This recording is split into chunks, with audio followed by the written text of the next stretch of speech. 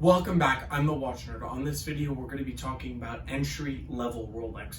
When I watch these videos and I see them pop up on YouTube, everybody starts around the $5,000 mark. I'm crazy enough to go to $3,000.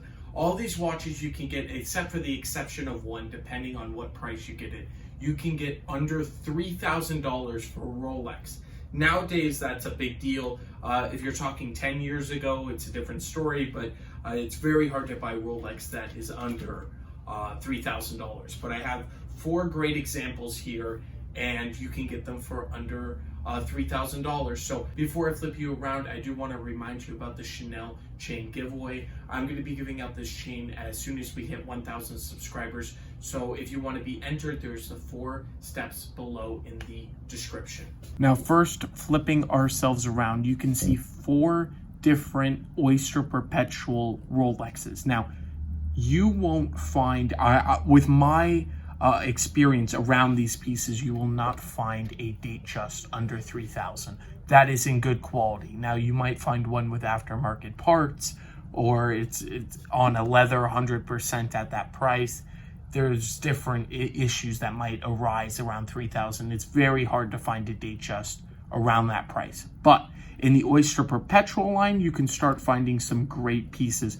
Now, these aren't facts. These are not set in stone, the prices I tell you and where they're at, but there are different prices on the internet, different areas, and I'd recommend going to an actual person.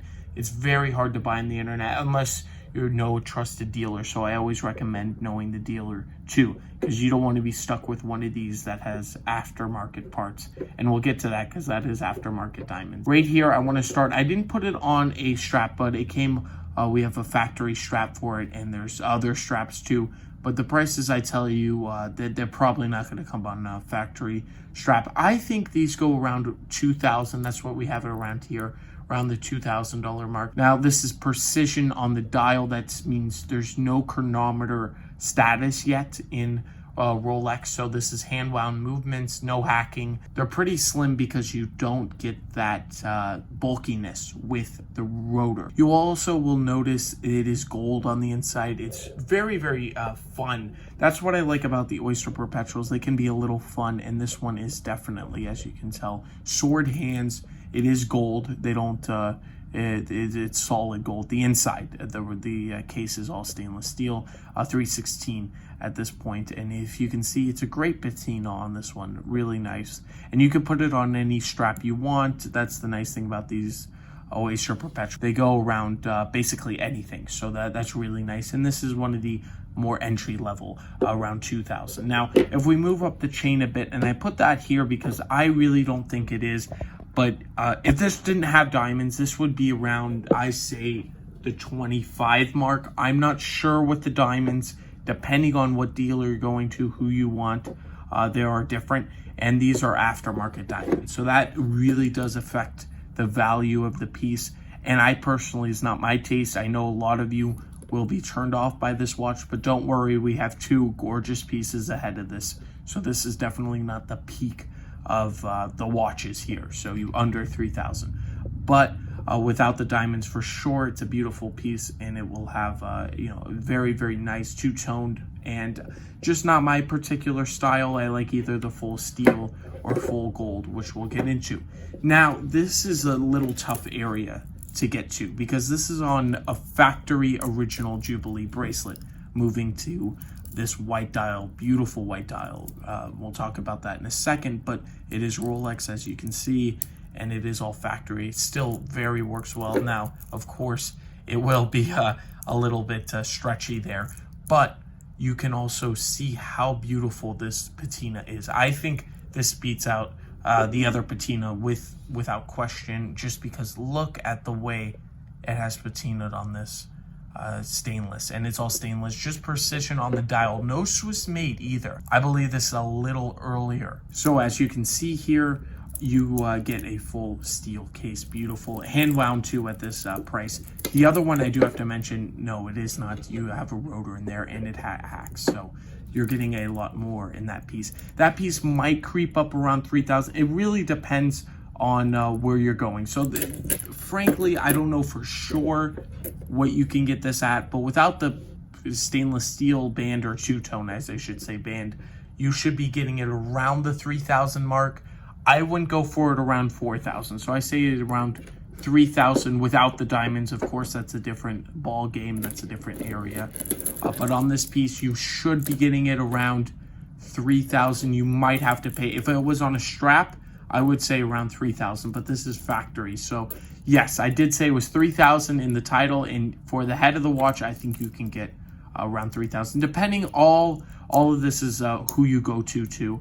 I do have to mention, because it completely depends on the dealer you choose, who you want to buy the watch from, and what prices they are, because this watch can be vary from store to store by $1,000. So it all depends on what dealer you trust and who you go to. But gorgeous patina on this. You get a minute track going around, and then the hour markers. I believe this is all steel, and I really like that. And then we have a screw down crown there for water resistance. Really, really nice. And then moving to the last piece. Now, I kind of cheated a little bit, because I know for sure this is not 3,000, but it's around the $3,500 mark. And I had to add it in because this is a gold Rolex, a solid gold Rolex for $3,500, around that price, depending on where you get it. And it's sword hands. As you can see, the second hand, it's just that side of the second hand. There's no, it's not a full second hand, so it's on just one side. It's really, really cool effect. Unscrewing is beautiful. Everything is 14 karat gold solid. So there's nothing that is not pure and solid in this watch. It's really nice. Now, they do use 18 karat also on these watches, but this watch is 14. So that's why you're getting it for a better price. So I say around 3,035 is the area you want to get this. And it is a beautiful sunburst effect. It also reminds me, that's why I waited till now, of my Omega here. This is my Omega Seamaster Deville with a beautiful sunburst. But I think the Rolex even ups it a notch, because it is a very, very, very beautiful, and it's a great piece. So I would love to hear your comments down below. What watch under $3,000 would you choose, and why? Because I'm very curious. There's 4 great pieces on here. If it was no diamonds, I would say really great pieces, but definitely my choosing is one of these 2. I really love this watch too, don't get me wrong. It's beautiful with the blued second hand. They both have blued second hands, I also have to mention. So you're getting a really great history on these watches. Really beautiful. And they're old, and they each tell a story for around $3,000. Now, these prices can vary almost month to month, really, because they changed all the time. These can shoot up, these can go down. I really don't think they will go down with the prices I'm seeing out of Rolex, and people are willing to pay for Rolex. So I think these pieces will definitely stay. Investment, I don't know exactly. I can't tell the future, but really nice pieces. And I want to thank you all for watching. I hope you have a fantastic day, and I will catch you in the next one. If you want to win the Chanel chain giveaway, there's the 4 steps below in the description. I want to thank you all for watching. If you did enjoy, I would love to hear it down in the comments. What is your favorite piece? And I will definitely catch you in the next one. Have a fantastic day.